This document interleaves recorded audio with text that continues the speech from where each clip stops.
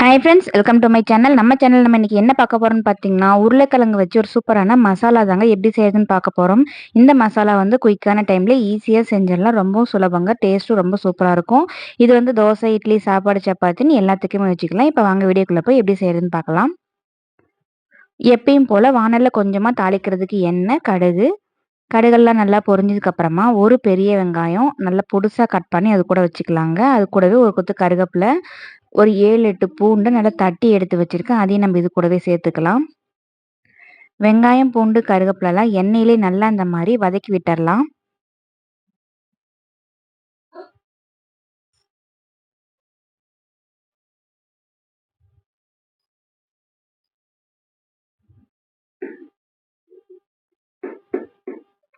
இப்ப இது கூட ஒரு 4 தக்காளியா, பழுத்த தக்காளியா கட் பண்ணி இது கூட சேர்த்துக்கலாம். பொடுசா கட் பண்ணி சேர்த்துக்கலாங்க. அப்பதான் நமக்கு சீக்கிரமா வதங்கிரும்.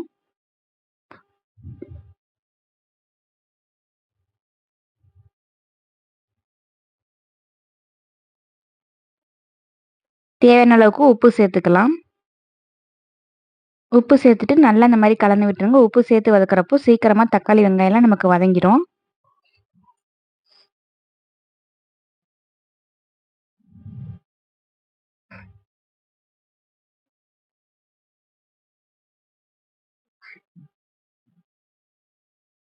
இப்ப பாருங்க தக்காளி எல்லாம் நல்லாவே நமக்கு கொழைய வதங்கிருச்சு. இந்த அளவுக்கு நல்லா வதக்கி விட்டுக்கோங்க. குழம்பு மிளகாத்தூள் வந்து ஒரு 2 ஸ்பூன் அளவுக்கு சேர்த்துக்கலாம். உருளைக்கிழங்கு வந்து நல்லா வேக வச்சுட்டு, நல்லா தோல்லாம் எடுத்துட்டு, நல்லா இந்த மாரி மசிச்சு எடுத்து வச்சிருக்கேன். அதையும் நம்ம இது கூடவே சேர்த்துக்கலாம். தேவையான அளவுக்கு தண்ணி சேர்த்துக்கலாம். பெரிய டம்ளர்ல 1 டம்ளர் அளவுக்கு தண்ணி சேர்த்துனா கரெக்ட்டா இருக்கும். கூட குறையும்னா நீங்க பார்த்து சேர்த்துக்கோங்க. இப்ப இது எல்லாத்தையும் ஃபுல்லா நம்ம இப்படி கலந்து விட்டுறலாம்.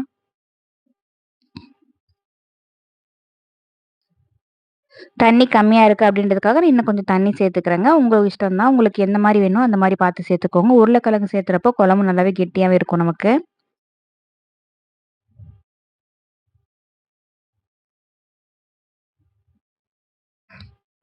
இப்ப நல்லாவே கொதிக்க ஆரம்பிச்சிருச்சு பாருங்க. ரொம்ப சீக்கிரமா நம்ம கொதிக்க ஆரம்பிச்சிருச்சு. ஒரு குயிக்கான டைம்லயே தோசை, இட்லிக்குலாம் எப்பயும் சட்னி, சாம்பார்ன்னு வச்சு சாப்பிட்றீங்கன்னா, கண்டிப்பா இந்த மாரி ட்ரை பண்ணி பாருங்க. ரொம்பவும் நல்லாவே இருக்கும். குயிக்கான டைம்லயே செஞ்சு முடிச்சிடலாம். இது தோசை, இட்லிக்கு தான் வைக்கணுன்ட்டு இல்லைங்க. தோசை, இட்லி, சாப்பாடு, சப்பாத்தின்னு எல்லாத்துக்குமே வச்சு சாப்பிடலாம். ரொம்பவும் டேஸ்ட்டா இருக்கும். ரொம்ப சீக்கிரமா செஞ்சிடலாம். குயிக்கான டைம்லயே செஞ்சிடலாம். ரொம்பவும் டேஸ்ட்டா இருக்கும். மசாலாவோட பச்சை வாசனை போற அளவுக்கு நல்லா நம்ம கொதிக்க விட்டுறணும்.